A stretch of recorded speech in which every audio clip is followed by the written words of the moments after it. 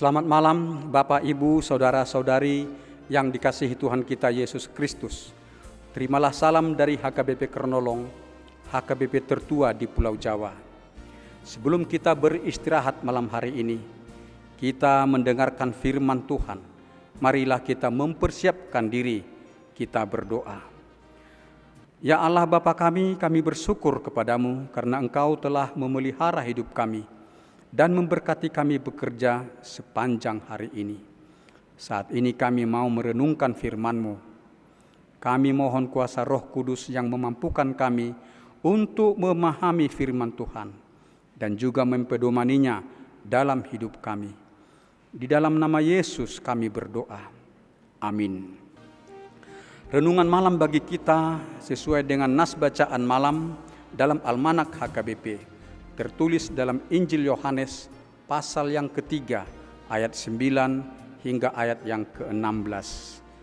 Sebagai ayat pembimbing renungan yaitu ayat yang ke-16. Beginilah firman Tuhan.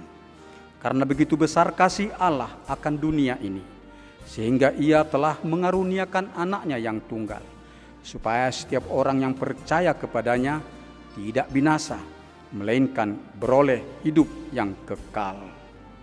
Tema renungan kita adalah orang yang percaya kepada Yesus beroleh hidup yang kekal. Sahabat renungan malam Shalom.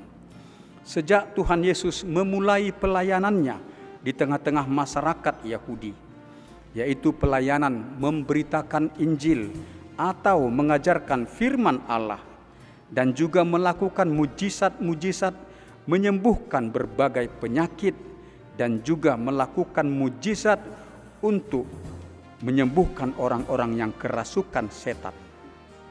Nikodemus, salah seorang dari pemimpin agama Yahudi dari golongan Farisi, selalu mengamat-amati pengajaran yang disampaikan oleh Yesus dan juga mengamat-amati mujizat-mujizat yang telah dilakukan Yesus untuk menolong banyak warga masyarakat. Banyak hal yang tidak dapat dipahami oleh Nikodemus dari pengajaran Yesus itu, dan kuasa Yesus yang menyembuhkan orang-orang sakit sangat mengherankan bagi Nikodemus. Meski tidak mengerti dan merasa heran, Nikodemus tidak bersikap menentang atau memusuhi Yesus, sebagaimana sikap kebanyakan orang Farisi lainnya. Tetapi Nikodemus bersikap rendah hati dan juga mau bersikap baik terhadap Yesus.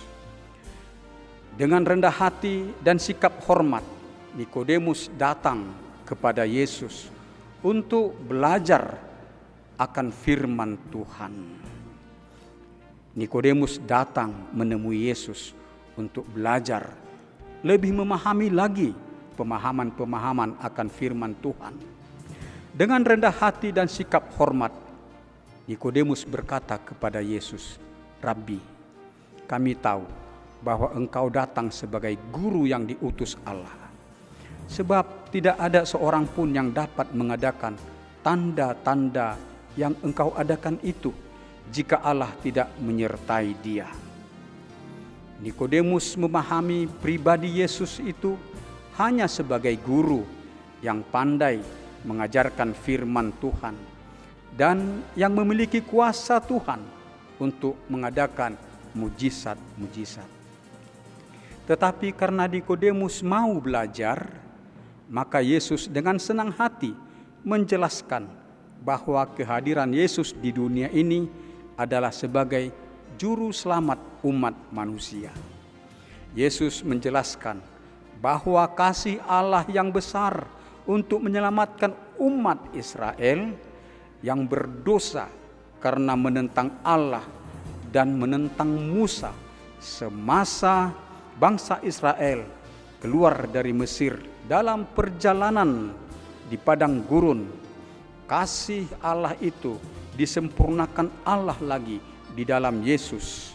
Dan keselamatan di dalam Yesus itu tidak sebatas bagi orang Israel saja, melainkan untuk seluruh umat manusia di dunia ini.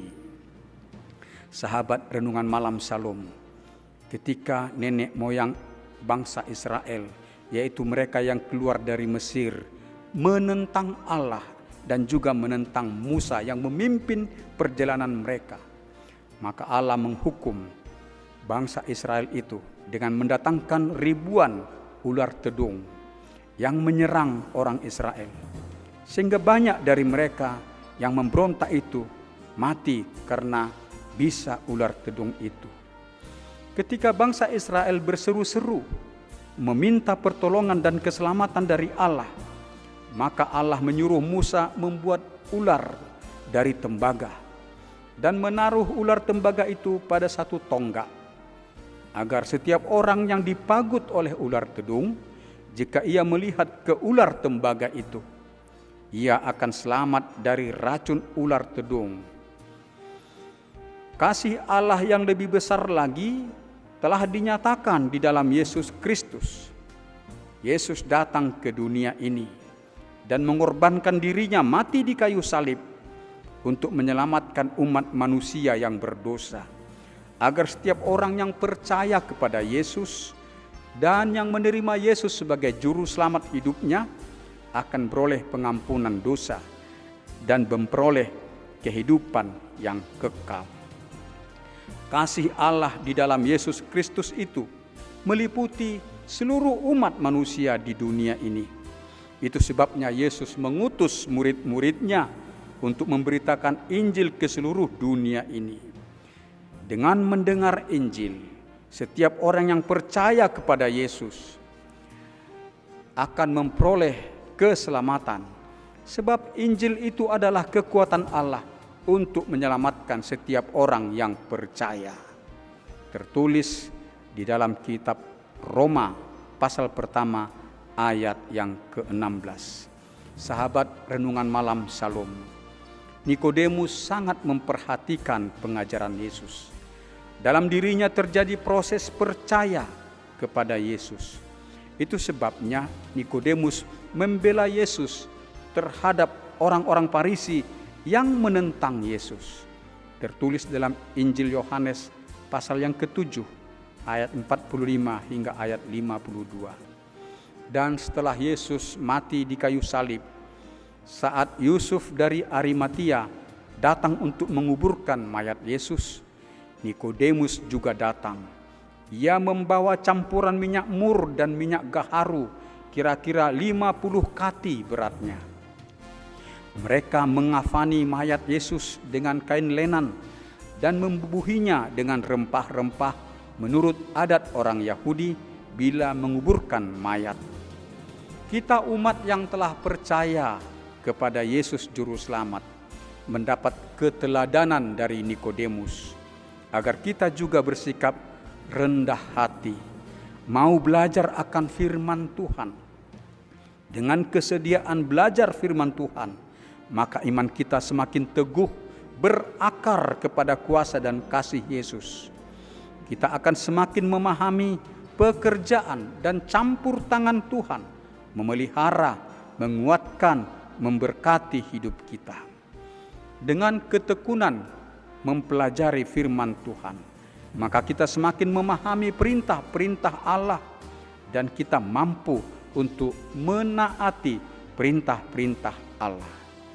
Karena begitu besar kasih Allah akan dunia ini, sehingga Ia telah mengaruniakan anaknya yang tunggal, supaya setiap orang yang percaya kepadanya tidak binasa, melainkan beroleh hidup yang kekal. Demikianlah besarnya kasih Allah kepada kita. Maka kita sangat bersyukur kepada Allah yang telah menyelamatkan kita di dalam pengorbanan dan kemenangan Yesus. Hidup kita haruslah menjadi kemuliaan bagi Allah dengan ketekunan kita menaati perintah-perintah Tuhan. Demikianlah renungan bagi kita malam hari ini. Marilah kita berdoa. Kami mengucapkan terima kasih kepadamu Bapa, sebab Tuhan telah memberikan firman-Mu bagi kami pada malam hari ini. Materaikanlah firman-Mu di dalam hati kami untuk meneguhkan iman dan pengharapan kami.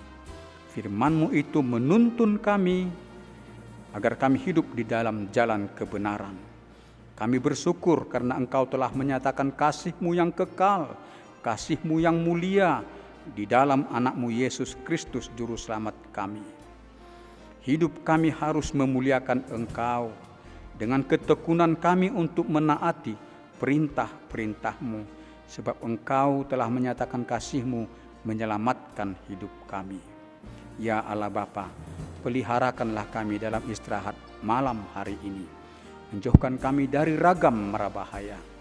Engkau juga memberkati jemaat-Mu, mereka yang sakit, yang dirawat di rumah sakit, dan yang dirawat di rumah, agar mereka memperoleh kekuatan, memperoleh anugerah-Mu. Berkatilah mereka untuk pertambahan kesehatan mereka, agar mereka sembuh dari sakit mereka ya Tuhan.